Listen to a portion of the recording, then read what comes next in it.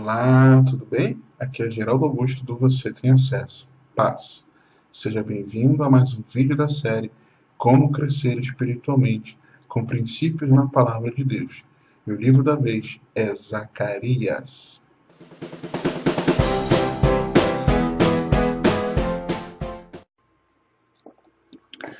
Bom, agora aqui na tela do computador, vamos então aos fundamentos e ensinos no livro de Zacarias. Se esse é o primeiro vídeo da série que você assiste, eu preciso trocar uma ideia com você. Por quê?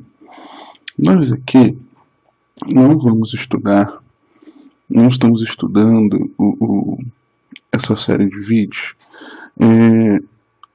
todos os livros de uma maneira profundamente teológica, com pano de fundo, contexto histórico, autor, geografia, cronologia, personagens. Não. Ainda que esse estudo, se fosse feito dessa forma, ele traria grandes frutos, com certeza, mas a ideia não é nós estudarmos cada livro dessa maneira. Por quê? Porque a direção que o Espírito de Deus me deu era para que eu estivesse compartilhando alguns fundamentos e ensinos que nós devemos praticar na caminhada cristã, de uma maneira muito objetiva, né? São verdades que o livro ensina e as ações para qual o livro convoca. Como assim?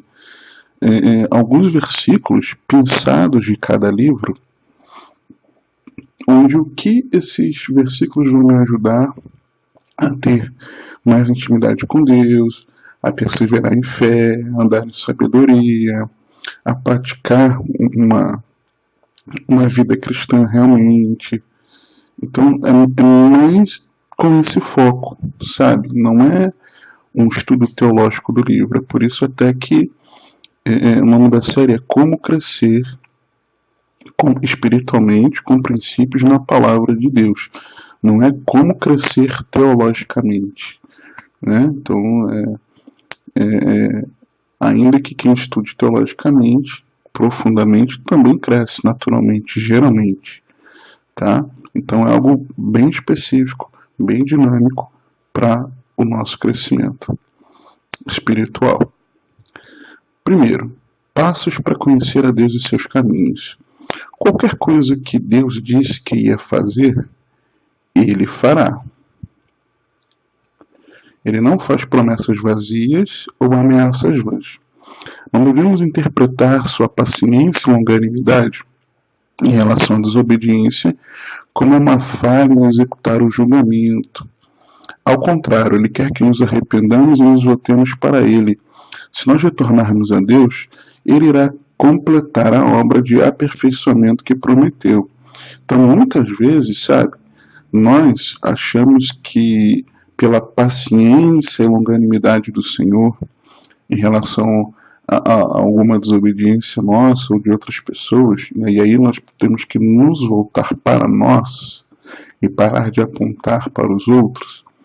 Então nós achamos muitas vezes que não ver uma execução de julgamento de impronto sobre alguns pecados que nós cometemos, que nós desobedecemos a Deus, nós achamos que, olha, tá tudo tranquilo, tá tudo de boa, né? Deus não vai me julgar por isso, até agora nunca aconteceu nada, vou continuar fazendo. Muito pelo contrário, o que Deus quer de nós é o arrependimento e que nós nos voltemos para Ele. Então, se nós nos voltamos para Deus, o que Ele faz? Ele completa aquilo que Ele prometeu que Ele ia aperfeiçoar em nós. Então, nós precisamos tomar muito cuidado. Zacarias 1, a partir do versículo 2. O Senhor se irou em extremo contra vossos pais. Portanto, dize-lhes, assim diz o Senhor dos Exércitos, tornai-vos para mim, diz o Senhor dos Exércitos, e eu me tornarei para vós outros, diz o Senhor dos Exércitos.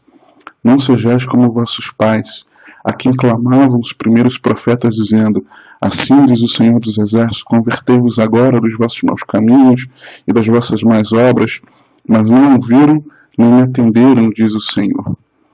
Continua no 5. Vossos pais, onde estão eles? E os profetas, acaso vivem para sempre? Contudo, as minhas palavras e os meus estatutos que eu prescrevi aos profetas meus servos não alcançaram a vossos pais? Sim, estes se arrependeram e disseram: como o Senhor dos Exércitos fez tentação de nos tratar, segundo os nossos caminhos e segundo as nossas obras, assim ele nos fez. Então nós precisamos entender que Deus não faz ameaças de julgamento em vão.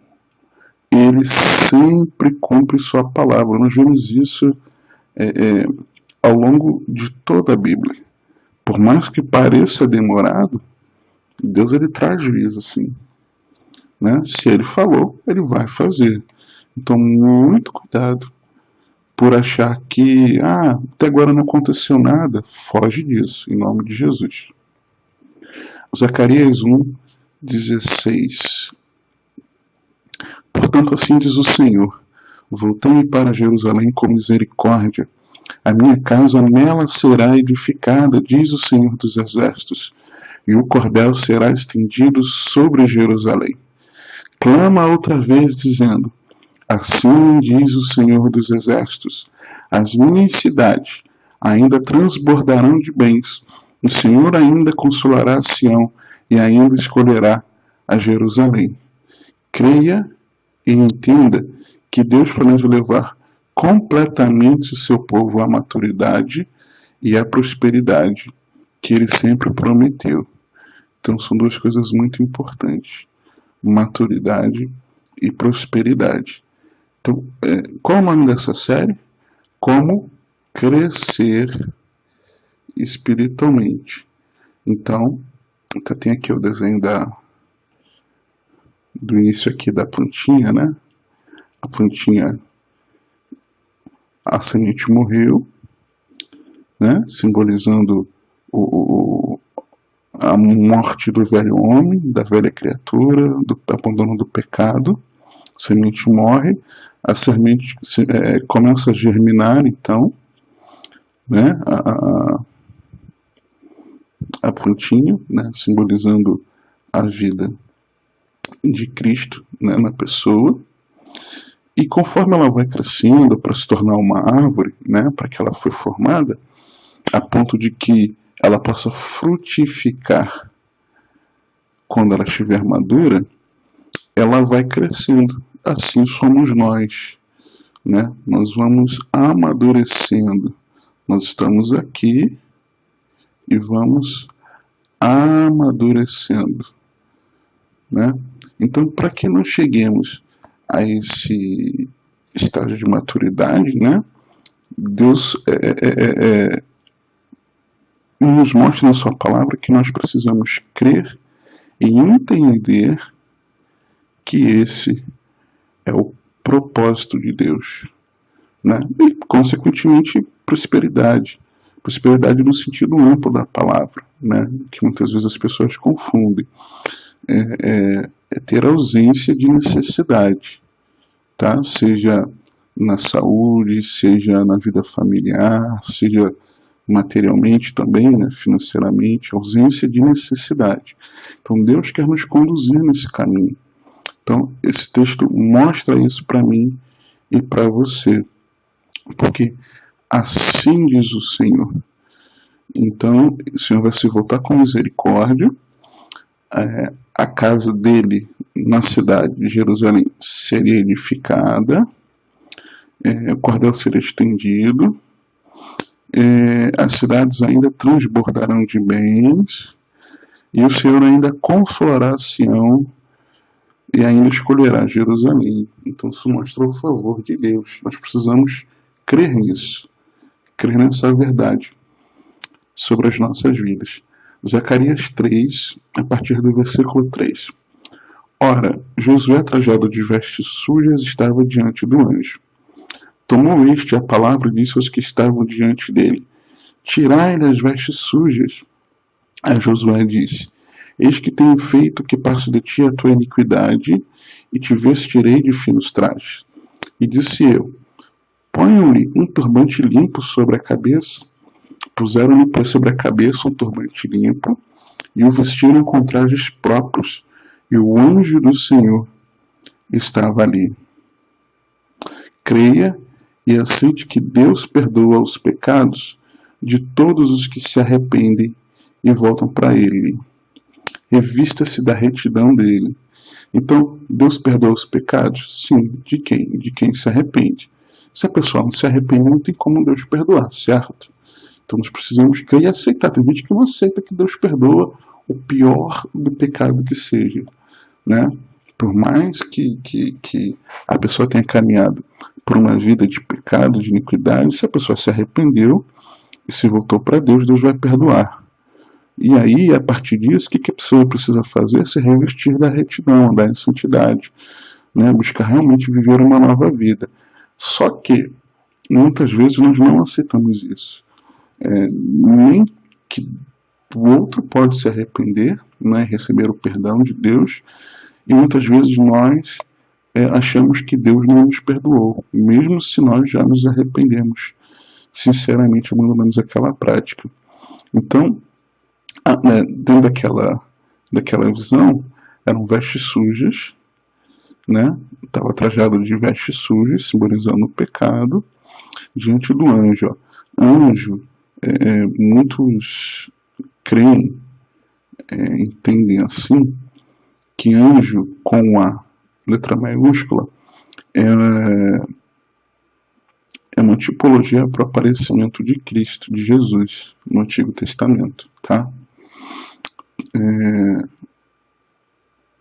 Tirou este a palavra e disse aos que estavam diante dele: tirai-lhe as vestes sujas.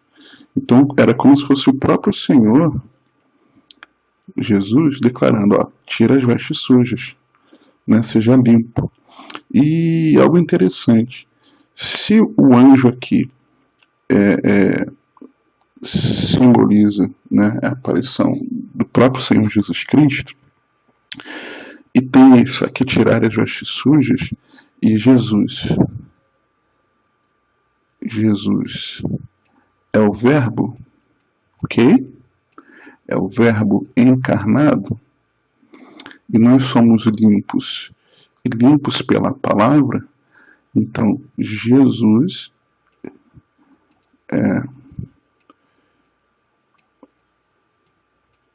se você está assistindo não pela primeira vez os vídeos da série, você já sabe que eu estou escrevendo aqui com o mouse e acaba ficando assim. Se não, fique sabendo, né? Mas vamos lá.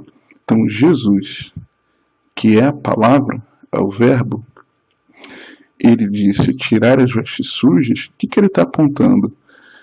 Que as vestes sujas são tiradas por ele mesmo, pela própria palavra. Então, pela palavra, nós somos limpos, né? Pela palavra de Deus, nós somos limpos. Então, por Jesus, nós somos limpos. Então, se nós mergulharmos na palavra de Deus, em Cristo Jesus, nós somos limpos e purificados das nossas vestes sujas. E aí ele continua dizendo, né? A Josué disse, ou seja, ele continua. Isso aqui ele fala para os que estavam ali, diante dele, né? Aos que, não era especificamente a Josué, era aos que. E aqui ele fala a Josué: eis que tenho feito, ou seja, eu tenho feito que passe de ti a tua iniquidade, ou seja, eu estou te perdoando. Né? Então, quando nós decidimos entregar a nossa vida a Jesus, nos arrepender dos nossos pecados e procurar viver segundo a palavra de Deus, andando em espírito, o Senhor, ele faz com que passe de nós a nossa iniquidade. E ele faz o quê? Nos veste de finos trajes. Ele muda as nossas vestes. Amém? E aqui continua. Não o Senhor mais, mas continua dentro aqui da visão, né? Põe-lhe um turbante limpo sobre a cabeça. Puseram-lhe, pois, sobre a cabeça um turbante limpo e o vestiram com trajes próprios. E o anjo do Senhor estava ali, né? E o Senhor Jesus estava ali. Então, creia e aceite que Deus perdoa os pecados. Em pecados perdoados, né, mediante seu arrependimento, revista-se da retidão dele. Uma coisa é se vestir. Vestir é o que vai diretamente sobre você. Revestir é o que vai por cima da vestimenta. Então, por exemplo, você está aqui,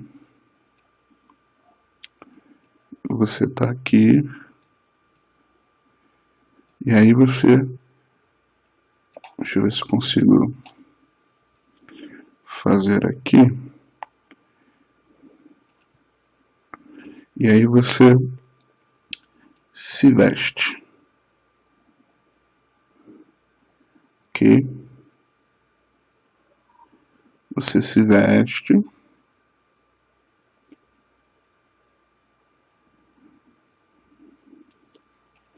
de quê? Você se veste das práticas, né? Das práticas que você precisa ter, que eu preciso ter. É até interessante quando fala sobre o apóstolo Paulo falou sobre a armadura de Deus. Ele nos ensina que antes do revestimento da armadura, ele fala sobre algumas situações do trato natural do cotidiano, relação entre marido e esposa, pais e filhos, funcionários e chefes. E nessa prática desse relacionamento, né, logo em seguida, no trato da família, da vida cotidiana, ele fala sobre o revestimento da armadura de Deus. Então, revestir é o que vem por cima do que eu já estou vestindo. Então, para que eu seja revestido, eu preciso já estar vestido de alguma coisa. Então, para que eu seja revestido da retidão do Senhor, eu preciso já estar vestido com as práticas cristãs. Ok? Para que então eu e você possamos ser então revestidos. Possamos ser revestidos. É um revestimento espiritual sobre a minha vestimenta de prática cristã. Ok? Deixa eu voltar aqui para o vermelho. Segundo, diretrizes para crescer em piedade.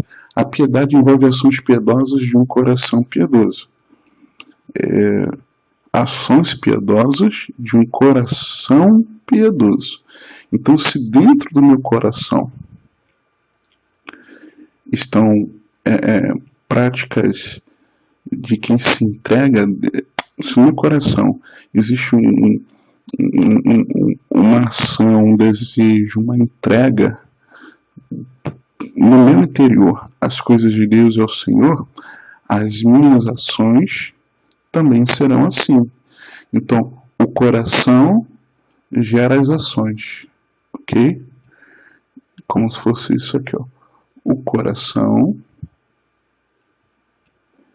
gera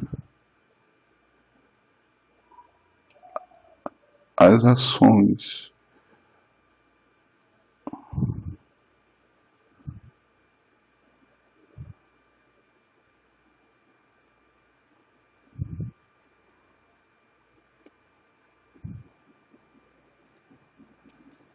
Ficou uma mão esquisita, né? Então, mas você entendeu. O coração gera as ações. Deus reprova aqueles que jejuam, ou praticam outros atos religiosos para alcançarem seus próprios fins. Então, estamos falando aqui de prática, né? Prática é ação. Então, a ação de jejuar, ou alguns outros atos, orar em público, subir ao monte, e várias outras coisas, realizar, entre aspas, a obra de Deus, se envolver em alguma atividade, né, na congregação, na igreja, para alcançar seu próprio fim, Deus reprova. Por quê? Porque o que foi gerado no coração não foi a sinceridade, não foi o propósito do reino, não foi o propósito de agradar ao Senhor, foi um propósito dos seus próprios fins. Se dentro do coração não é um coração piedoso, mas é um coração egoísta, que só pensa nos seus próprios fins, as ações vão ser ações de quê? De quem pensa nos seus próprios fins. Então Deus reprova. A pessoa piedosa mantém os ouvidos abertos para a palavra de Deus, mesmo quando ela não seja agradável, ou que exige uma mudança no comportamento. Eu, pessoalmente, eu prefiro ouvir uma ministração, uma mensagem da palavra de Deus, em que, ainda que ela não massageie o meu ego, mas que ela está exigindo de mim uma mudança de comportamento, onde Deus está me corrigindo, eu prefiro muito, muito, muito, muito mais do que uma palavra para dizer que as coisas vão dar certo, que Deus vai curar, que Deus vai fazer isso, que eu vou alcançar aquilo, ainda que muitas dessas mensagens sejam bíblicas, ok? Eu prefiro muito mais ser tratado por Deus do que simplesmente não ser tratado por Deus pela sua palavra e eu achar que está tudo certo, né? E quando na verdade eu estou me afundando em pecado. Então, meus ouvidos e os seus ouvidos precisam estar abertos para a palavra de Deus, mesmo que ela não seja agradável. Zacarias 7, 4, 5. Então, a palavra do Senhor dos Exércitos me veio a mim dizendo: fala a todo o povo desta terra, ou seja, é para falar ao povo e aos sacerdotes. Quando jejuastes e planteastes no 5º e no 7º mês, durante estes 70 anos, acaso foi para mim que jejuastes com efeito para mim? Então o próprio Senhor fala: se jejuaram por mim, para mim, perdão, né? E continua no versículo 6. Quando comeis e bebeis, não é para vós mesmos que comeis e bebeis? Não ouvistes vós as palavras que o Senhor pregou pelo ministério dos profetas que nos precederam, quando Jerusalém estava habitada e em paz com suas cidades ao redor dela, e o sul e a campina eram habitados? Ou seja, aquilo que Deus, por meio do ministério dos profetas, declarou, né? Não foi no momento de paz, né? Ou seja, vocês já não sabiam que isso ia acontecer por consequência do pecado de vocês, mas no momento que estavam em paz vocês ignoraram, né? Vocês ouviram, mas não ignoraram, né? Vocês não comeram, não comem, não bebem por vocês?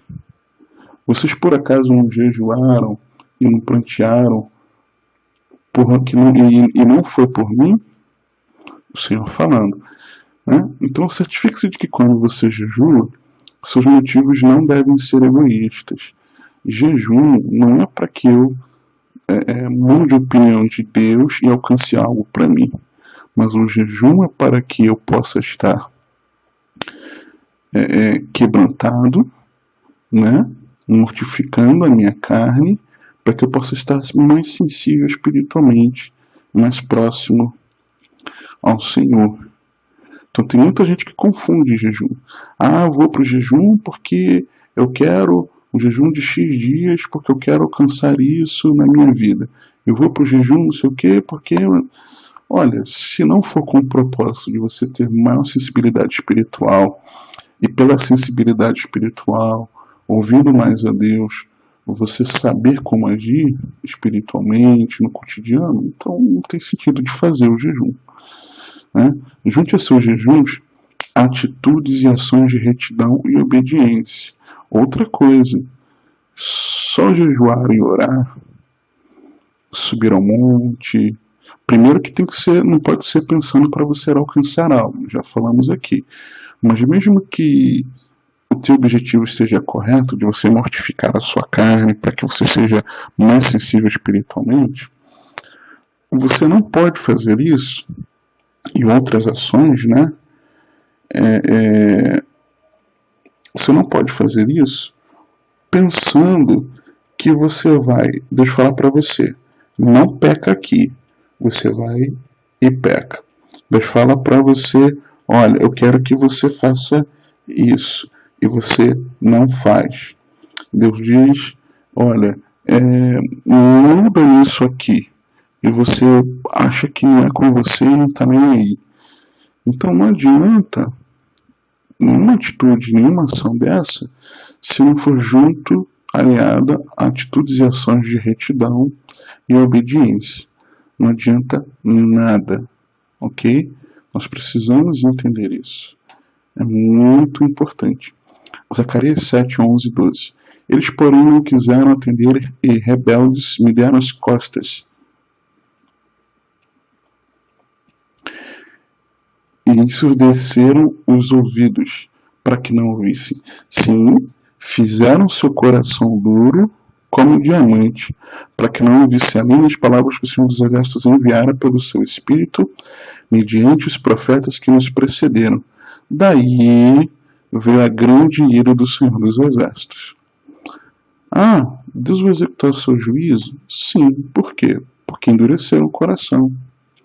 Abra seus ouvidos para as advertências proféticas. Saiba que se não fizer assim, o resultado será calamitoso. Deus nos alerta pela palavra, Deus nos alerta por profetas, ainda hoje eu creio. Deus nos alerta falando ao nosso coração, ao nosso interior, e nós ignoramos. Então nós fechamos os nossos ouvidos e olha, infelizmente, isso vai gerar um resultado muito ruim se nós continuarmos a não dar ouvidos às advertências do Senhor. Terceiro, princípios para uma vida sábia. Nós devemos aprender como interpretar as circunstâncias do ponto de vista de Deus. Às vezes nós temos tendência de enxergar com a nossa visão limitada, e não uma visão ampla do ponto de vista do Senhor. Zacarias 4, a partir do versículo 7. Quem és tu, ó grande monte? Diante de Zorobabel serás uma campina, porque ele colocará a pedra de remate em mil aclamações. Haja graça e graça para ela. Novamente me veio a palavra do Senhor dizendo, as mãos de Zorobabel lançaram os fundamentos dessa casa, elas mesmas a acabarão, para que saibais que o Senhor dos Exércitos é quem me enviou a vós outros. Esse contexto aqui era um contexto em que Zorobabel estava meio temeroso de continuar, né, a obra ou não do templo, da então casa do Senhor. Mas veio então a palavra de Deus ao profeta, né, declarando aquilo que aconteceria. Né? Ele colocará a pedra de remate, ou seja, ele vai finalizar a obra. Ele lançou os fundamentos, né, da casa e ele vai acabar. Né? Então, isso que está dizendo. E aí continua. Pois quem despreza o dia dos humildes começos, ele se alegrar-se-á vendo prumo na mão de Zorobabel. Aqueles 7 olhos são os olhos do Senhor que percorrem toda a terra.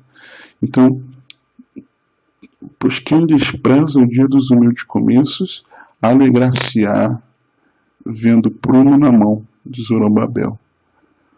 Então, muitas vezes, obras que Deus nos manda fazer, algumas coisas, diversas áreas, na nossa vida espiritual, na nossa vida familiar, na nossa vida ministerial, na vida profissional, em tantas áreas, muitas vezes é algo tão pequeno, né, à vista de outros, só que esse pequeno vai crescendo ao longo do tempo, ao longo da nossa obediência ao Senhor, ao longo do processo natural de crescimento que muitas vezes nós não queremos esperar, vai crescendo, vai crescendo, vai crescendo, vai crescendo, e muitas vezes nós não queremos esperar e desprezamos. Às vezes as pessoas olham e desprezam, porque acham que se é pequeno desse jeito, se está começando assim, com tanta dificuldade, com tanto isso, com tanto aquilo, é porque na verdade, quer saber, Deus não está nisso aí não. Deus falou nada. Falou nada, está começando desse jeito, não tem nada a ver. E quando a coisa então ela está bem grande, né? Quando a coisa está bem grande, então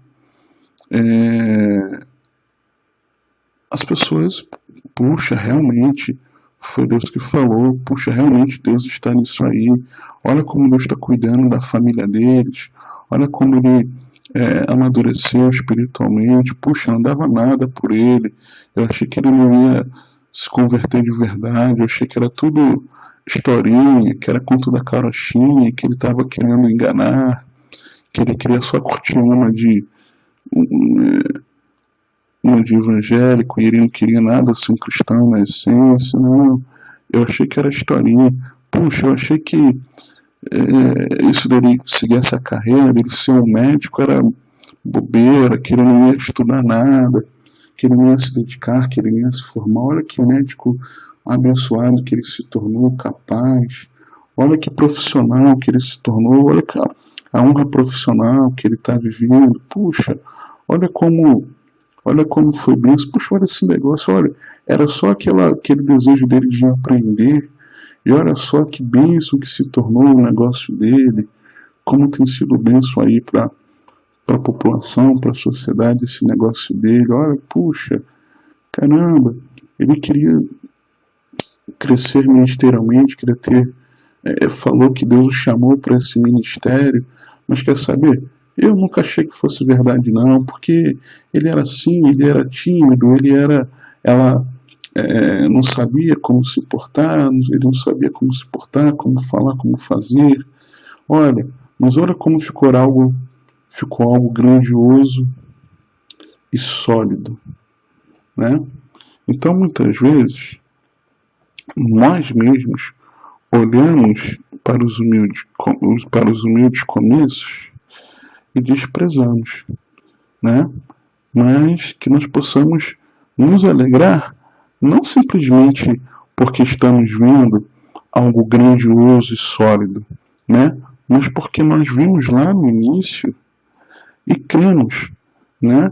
Então o que a palavra está dizendo aqui? Aquele que desprezou o dia dos humildes começos, ou seja, o dia do início da obra que Zorobabel estava fazendo, vão se alegrar quando vissem o prumo na mão do Zorobabel. Prumo é aquele prumo. Eu ia tentar desenhar um muro aqui, uma parede. O que é o prumo? O prumo é aquela ferramenta do pedreiro, por exemplo, que tem um peso, né? Tem um peso, aí tem uma cordinha e ele tem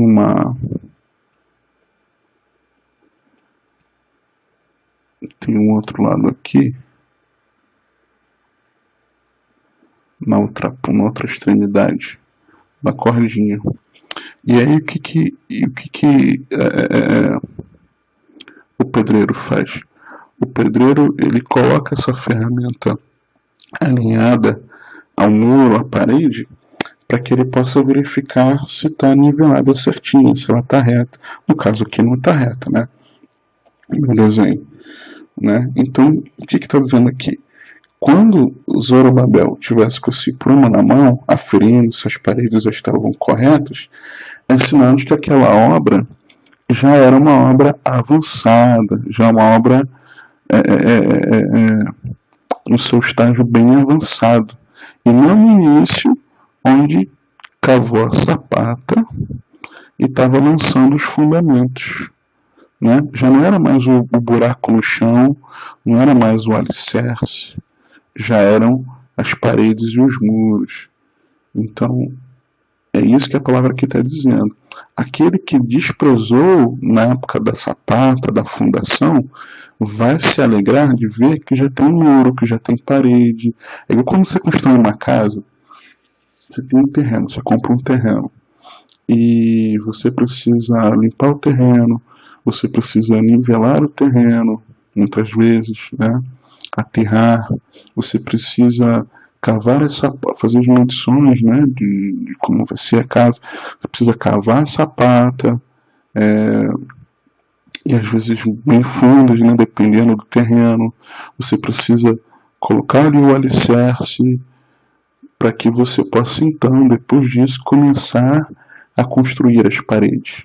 E quando você começa a ver as paredes levantadas, né, já separando os cômodos, mesmo que ainda no tijolo, né, você começa a se alegrar, né, você fica muito feliz porque você já começa a ver aquele teu sonho, daquele teu imóvel, daquele seu galpão ou da sua casa, sua empresa, do que for, da igreja também, prédio da igreja, né, você que já construiu, edificou o prédio da igreja, algum prédio da igreja para o Senhor, para a obra de Deus. Então, às vezes, nós olhamos com o de começo e achamos que, puxa, caramba, né? Mas quando nós olhamos, então, já as paredes levantadas, já a coisa ganhando forma, nós, então, nos alegramos. É isso que esse versículo está dizendo. Só que é para fazer o quê? Porque nós não devemos desprezar, ok? Não se permita desencorajar por coisas pequenas. Entenda que Deus não dá a importância que nós damos para o tamanho das coisas. Esteja seguro de que o Deus que começou, ele irá terminar com triunfo. Amém? Zacarias 13:9. Farei passar a terceira parte pelo fogo, e a purificarei como se purifica a prata, e a provarei como se prova o ouro. Ela invocará o meu nome, e eu a ouvirei. Direi, é meu povo. E ela dirá, o Senhor é meu Deus. Aleluia. Entenda que as obras de purificação feitas por Deus são para purificar seu povo e treiná-lo na retidão. Então Deus deseja, né? Farei passar a terceira parte pelo fogo e a purificarei como se purifica a prata e provarei como se prova o ouro. Então, para que Deus faz muitas vezes que nós passamos por esses processos? Para que nós possamos, então, invocá-lo, ele nos ouvir, ele nos reconhecer, declarar que somos seu povo e nós o reconhecermos como nosso Deus. Então é para que nós possamos ser purificados. Entenda que às vezes a dificuldade que Deus permite que você passe não são porque Deus não te ama, porque Deus não se preocupa com você. É um teste, é uma prova, é uma purificação que Deus está fazendo para que você possa ser limpo e para que você possa ser treinado na retidão. Bem? Quarto, uma lição na fé. A obra de estabelecer e completar o tempo definitivo do seu corpo é atribuída a Jesus, mas ele quer nossa participação através da obediência à sua voz. Nossa dádiva se tornou um memorial, mas a glória é toda dele.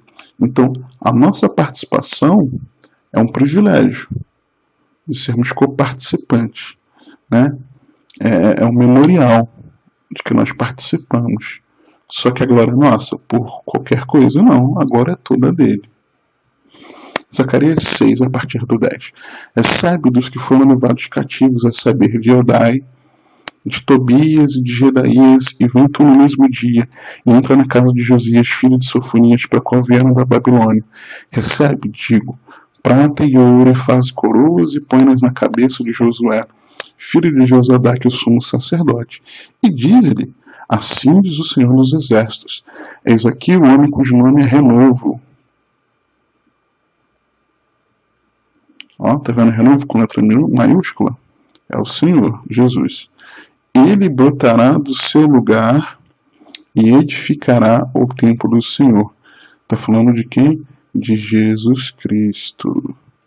Está falando do nosso Senhor Jesus, nosso amado Senhor Jesus, que edificaria o templo, o seu corpo.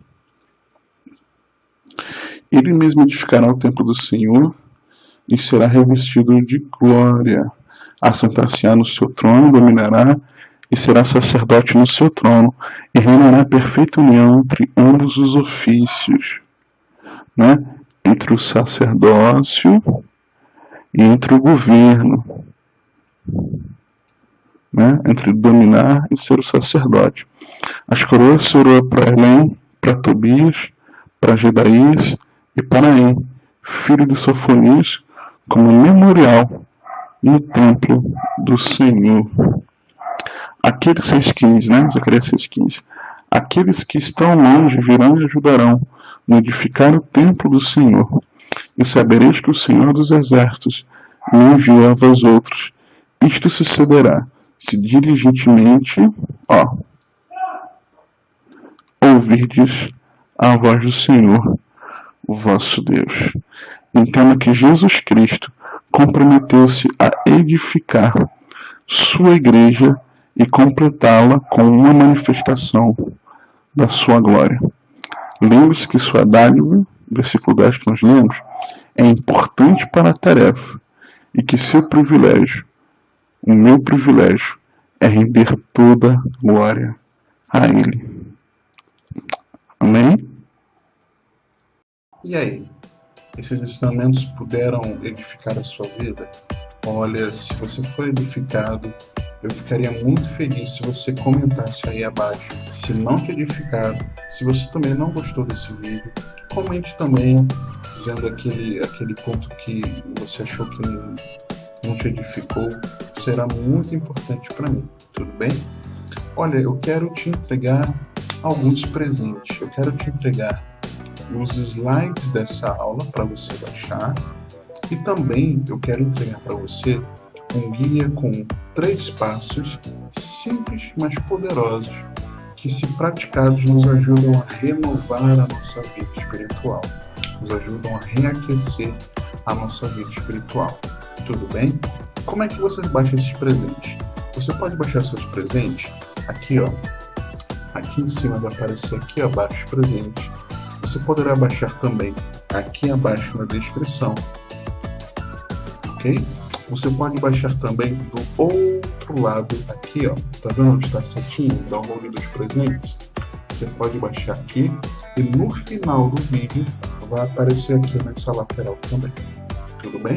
Não se esqueça de se inscrever no canal e clicar lá no sininho para você ser notificado todas as vezes que eu publicar novos vídeos. Tá certo?